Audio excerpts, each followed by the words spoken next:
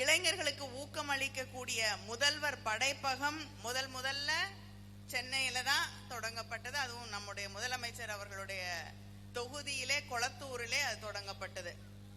திருவொற்றியூர், மாதாவரம், திருவிக நகர் உள்ளிட்ட சென்னையின் 10 சட்டமன்ற தொகுதிகளை மேம்படுத்தும் விதமாக உருவாக்கப்பட்ட வட சென்னை வளர்ச்சி திட்டம் முதல்ல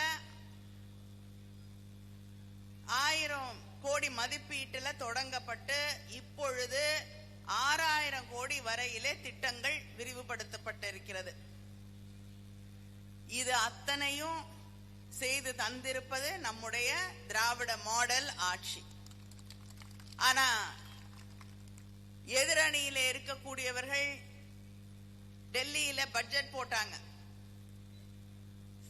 பொதுவா பட்ஜெட் போடும்போது ஒரு திருக்குறளையாவது போனா போதுன்னு தமிழ்நாட்டுக்கு படிப்பாங்க. இந்த தடவை தேர்தல் இருக்குன்னு தெரிஞ்சு கூட திருக்குறளை கூட படிக்கல, திருக்குறள் கூட பட்ஜெட்ல வரல. ஆனா நமக்கு தமிழ்நாட்டுக்கு பேரை கூட சொல்லல.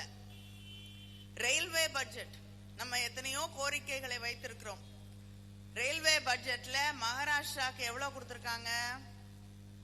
23 கிட்டத்தட்ட 24,000 கோடி மகாராஷ்டிராக்கு கொடுத்திருக்காங்க. உத்தரப்பிரதேசத்துக்கு 20,000 கோடிக்கு மேல கொடுத்திருக்காங்க.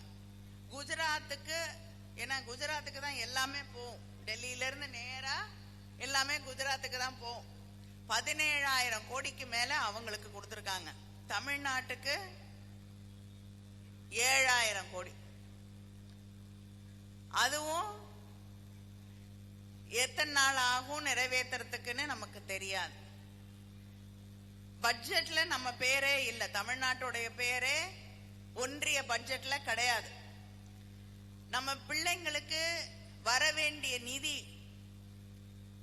பிள்ளைங்க படிக்கிறதுக்கு ஒன்றிய அரசாங்கம் தர வேண்டிய நிதியை ஹிந்தி படிக்க மாட்டேங்கிறீங்கன்னு சொல்லி கிட்டத்தட்ட 3600 கோடிக்கு மேல நம்ம வீட்டு குழந்தைகளுக்கு படிக்கிறதுக்கு வர வேண்டிய நிதியை நிறுத்தி வைத்திருக்க கூடியவர்களோடுதான் எடப்பாடி பழனிசாமி கைகோர்த்து கொண்டு தமிழ்நாட்டை நாங்க தான் காப்பாத்த போறோம் அப்படின்னு சொல்லிக்கிட்டு இருக்காரு. அடிக்கடி ஒன்றிய அமைச்சர் பியூஷ் கோயல் இங்க வராரு.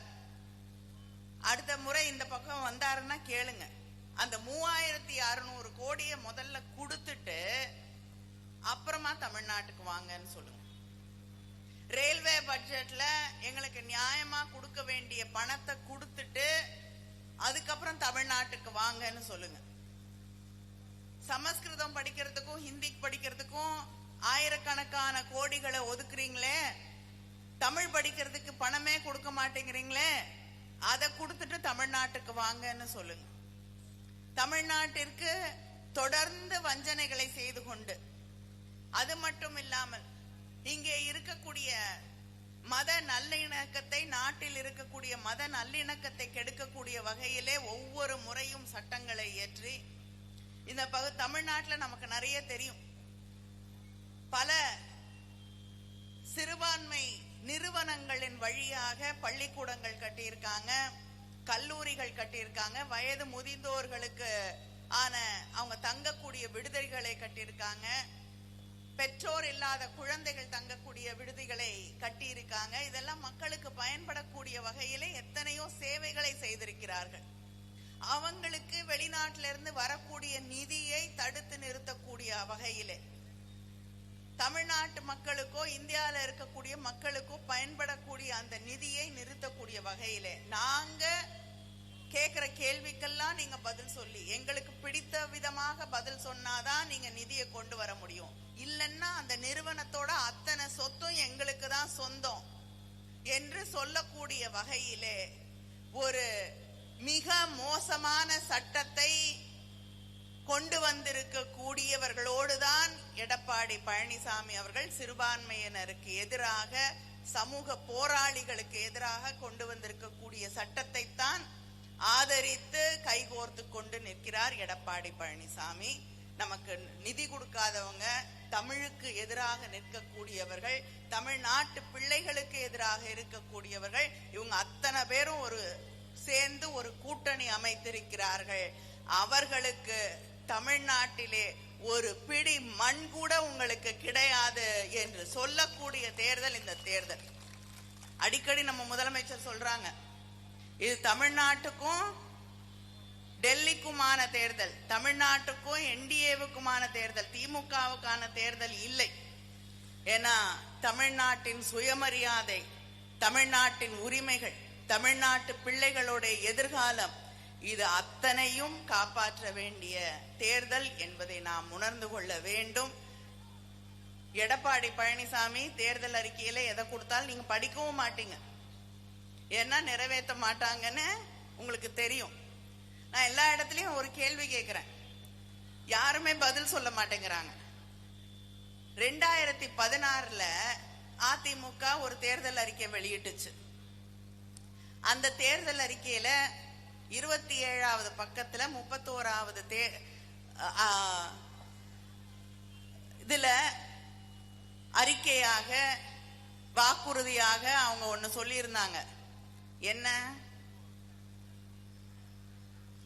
இலவச செல்போன் கொடுக்கறேன்னு சொல்லியிருந்தாங்க. அதுக்கப்புறம் ஆட்சிக்கு வந்தாங்களா? ஆட்சியில இருந்தாங்களா? செல்போன் கொடுத்தாங்களா? இவ்வளவு பேர் இருக்கீங்க, யாரா செல்போன் வாங்கினவங்க இருக்கீங்களா? நீங்க வாங்கிருக்கீங்களா? நீங்க வாங்கிருக்கீங்களா? உங்களுக்கு தெரிஞ்சவங்க யாராவது வாங்கியிருக்காங்களா? ஒருத்தர் கூட அவங்க கொடுக்கறேன்னு சொன்ன செல்போனை கொடுக்கல, வாங்கல. லேப்டாப் கொடுக்கறேன்னு ஆரம்பிச்சாங்க, நிறுத்தினது எடப்பாடி பழனிசாமி. அந்த லேப்டாப்ப மறுபடியும் தந்தது நம்முடைய முதலமைச்சர் அண்ணன் தளபதி அவர்கள். மீண்டும் தேர்தல் முடிந்தவுடன், நம்முடைய திராவிட மாடல் ஆட்சிக்கு வந்தவுடன் 35 லட்சம் இளைஞர்களுக்கு, பெண்களுக்கு, படிக்கக்கூடிய மாணவர்களுக்கு லேப்டாப்புகள் வழங்கப்படும் 5 ஆண்டுகளுக்குள் என்று அறிவித்திருக்கக்கூடிய முதலமைச்சர் நம்முடைய முதலமைச்சர் அண்ணன் தளபதி அவர்கள். அது மட்டும் இல்லாமல் யாருமே நிறைவேற்ற முடியாது அப்படின்னு சொன்ன 1000 ரூபாய் மகளிருக்கான உரிமை தொகை அண்ணன் தளபதி அவர்கள் தருகிறேன் என்று சொன்ன போது முடியாதுன்னு பழனிசாமி சொன்னாரு. ஆனா அதை செய்து காட்டியது நம்முடைய முதலமைச்சர் அண்ணன் தளபதி அவர்கள். 1,31,00,000 சகோதரிகள் தமிழ்நாடு முழுவதும் அந்த உரிமை தொகையை பெற்றுக் கொண்டிருக்கிறார்கள். ஆட்சிக்கு மறுபடியும் வரப்போறோம். வந்தவுடன் எவ்வளவு பாருங்க, எல்லாரும் திமுக கூட்டத்துல 2 விரல காட்டிட்டு நிக்கிறீங்க இல்லையா? இனிமேல 2000 ரூபாய்னா நம்ம தான், 2ன்னா நம்ம தான். அதுவும் இல்லாம போயிடுச்சு. எப்படி இருந்தாலும் பிஜேபி இல்லாம பண்ண போறாங்க. பழனிசாமி அடுத்து கவர்னர் வேலைக்கு தான் போனோம் இல்லையா? இல்ல, குறைஞ்சபட்சம் இந்த நாட்டுல அந்த வேலை தான் கொடுக்கறாங்க. அதனால இனிமேல வேற எந்த பதவிக்கும் வருவதற்கு வாய்ப்பில்லை. அதனால 2000 ரூபாய் வழங்குவேன் என்று சொல்லி இருக்கக்கூடிய நம்முடைய முதலமைச்சர் அதை நிறைவேற்றி தருவார்கள். அதே போல கல்லூரியிலே போய் படிக்கக்கூடிய நம்ம வீட்டு பிள்ளைகள், இளைஞர்கள், இளம்பெண்கள், அவர்களுக்கு புதுமை பெண், தமிழ் புதல்வன் என்ற திட்டத்தின் வழியாக 1000 ரூபாய் வழங்கி கொண்டிருக்கிறார்கள். அது 1500 ரூபாயாக உயர்த்தி வழங்கப்படும். படிக்கிற பிள்ளைங்களுக்கு 1500 ரூபாய், படிச்சு முடிச்சிட்டு வேலை கிடைக்கிற வரைக்கும் அவர்களுக்கும் அவங்க சோர்ந்து போயிடக்கூடாதுங்கிறதுக்காக நம்முடைய முதலமைச்சர் அவர்கள் அறிவித்திருக்கிறார். 6 மாதங்களுக்கு வழங்கப்படும். அவங்களுக்கு வேலை கிடைக்கிறதுக்கான பயிற்சியும் தரப்படும். காலை உணவு திட்டம் 10வது வகுப்பு வரை படிக்கக்கூடிய மாணவர்களுக்கு தந்து கொண்டிருக்கக்கூடிய அந்த காலை உணவு என்பது இனிமேல 8வது வகுப்பு வரை படிக்கக்கூடிய மாணவர்களுக்கும் வழங்கப்படும். இன்னும் கொஞ்ச நாள்ல உங்களுக்கு தெரியும் நம்ம முதலமைச்சரை பத்தி, 8வது வரைக்கும் படிக்கிற பிள்ளைங்க சாப்பிட்டா போதாது அப்படின்னு சொல்லி 12வது வரைக்கும் அதை நிச்சயமாக விரைவிலே நீடித்து தருவார்கள். இப்படி எல்லாருக்குமான திட்டங்களை தந்து கொண்டிருக்கக்கூடிய நம்முடைய முதலமைச்சர் அவர்கள் இந்த தேர்தலிலே ஒரு சிறப்பான ஒரு திட்டத்தை அறிவித்திருக்கிறார்கள். என்னது?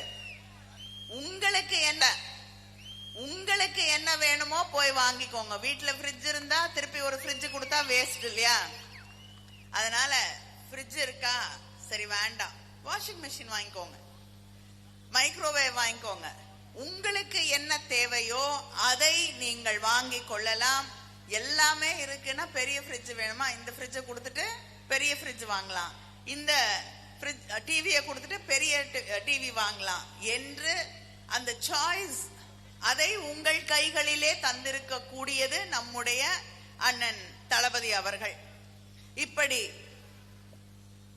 மக்களுக்கு என்ன வேண்டும் என்று ஒவ்வொரு நாளும் சிந்தித்து செயல்பட்டு கொண்டிருக்கக்கூடிய ஆட்சி நம்முடைய ஆட்சி. தேர்தல் வாக்குறுதிகளை நிறைவேற்றக்கூடிய ஒரே இயக்கம் திராவிட முன்னேற்ற கழகம். தலைவர் கலைஞர் அவர்கள் எப்படி தேர்தல் வாக்குறுதி கொடுத்தாருனாலும் நிறைவேற்றி தந்தாரோ அதே வழியிலே நம்முடைய முதலமைச்சர் அண்ணன் தளபதி அவர்கள் தன்னுடைய தேர்தல் வாக்குறுதிகளை எல்லாம் நிறைவேற்றி தந்து கொண்டிருக்கிறார்கள். நிச்சயமாக இந்த பகுதியிலே இருக்கக்கூடியவர்களுக்காக பல்வேறு திட்டங்களை செய்து தந்திருக்கக்கூடிய திராவிட முன்னேற்ற கழக ஆட்சி நம்முடைய முதலமைச்சர் அவர்கள் மதுரவாயல் தொகுதியில 135 கோடி மதிப்பீட்டுல நொளம்பூர் பகுதியில 4 வழி பாதையோடு கூடிய பாலம் கட்டித்தரப்பட்டுள்ளது. வளசரவாக்கம் பகுதியில 5 கோடி மதிப்பீட்டுல கலைஞர் நூற்றாண்டு பூங்கா மற்றும் விளையாட்டு திடல். 102 கோடி மதிப்பீட்டுல காரம்பாக்கம் பகுதிக்கான பாதாள சாக்கடை திட்டம் முடிவடைந்துள்ளது. மாநகராட்சி வார்டு 152ல 27.67 கோடி மதிப்பீட்டுல வளசரவாக்கம் பகுதிக்கான குடிநீர் மேல்நிலை நீர்த்தேக்க தொட்டி. முகப்பேறு மேற்கு பகுதியில 30 லட்சம் மதிப்பீட்டுல பல்நோக்கு கட்டடம். இதையெல்லாம் செய்து தந்திருக்கக்கூடிய நம்முடைய முதலமைச்சர் அவர்கள் அடுத்து வரக்கூடிய நம்முடைய ஆட்சியில இந்த பகுதி தொகுதியிலே இருக்கக்கூடிய மக்களுக்காக ஆயப்பாக்கம் பகுதியிலே புதிய அரசு மருத்துவமனை அமைக்கப்படும். மதுரவாயல் தொகுதியிலே புதிய அரசு கலை மற்றும் அறிவியல் கல்லூரி கட்டப்படும். ஐடி பார்க் கட்டப்படும். மினி ஸ்டேடியம் அமைக்கப்படும். மூடப்பட்ட JAK சிட்டி மால் வளாகத்தை கையகப்படுத்தி ஒருங்கிணைந்த போக்குவரத்து மற்றும் வர்த்தக மையம் உருவாக்கப்படும். குடியிருப்புகளுக்கு பாதுகாக்கப்பட்ட மெட்ரோ வாட்டர் தரப்படும். வெள்ள நீர் வடிகால் சரி செய்து வழங்கப்படும். மதுரவாயல் துறைமுகம் ஈரடுக்கு விரைவு சாலை திட்டம் 2009ல அப்போதைய ஒன்றிய பிரதமர் மாண்புமிகு மன்மோகன் சிங் அவர்கள் மூலம் அப்போதைய தமிழ்நாட்டின் முதலமைச்சராக இருந்த முத்தமிழ் அறிஞர் கலைஞர் அவர்கள் முன்னிலையிலே அடிக்கல் நாட்டப்பட்டது. 2011ஆம் ஆண்டு ஒன்றிய மற்றும் மாநில ஆட்சி மாற்றத்தின் காரணமாக கலைஞர் ஏற்படுத்திய திட்டம் என்ற காழ்ப்புணர்ச்சியின் காரணமாக ஜெயலலிதா அரசு இந்த திட்டத்தை நிறுத்தினார்கள். தற்போது மதுரவாயில் சென்னை துறைமுகம் மேலடுக்கு விரைவு சாலை திட்டப்பணிகள் 5600 கோடி மதிப்பீட்டிலே நடைபெற்று வருகிறது.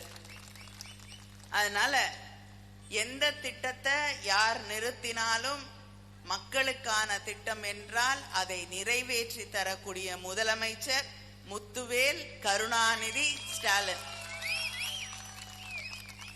நம்முடைய முதலமைச்சர் அவர்களின் பெயரால் உங்களிடம் நான் கேட்கிறேன், கொடுத்த வாக்குறுதிகளை நிறைவேற்றி தந்திருக்கக்கூடிய நம்முடைய முதலமைச்சர் அவர்களுக்கு அவரது கரத்தை பலப்படுத்த உதயசூரியன் சின்னத்திலே மதுரவாயில் தொகுதியிலே காரப்பாக்கம் கணபதி அவர்களுக்கு வாக்களித்து அவரை வெற்றி பெற செய்ய வேண்டும் வேண்டும் வேண்டும் என்று உங்களை எல்லாம் வேண்டி கேட்டுக்கொள்கிறேன்.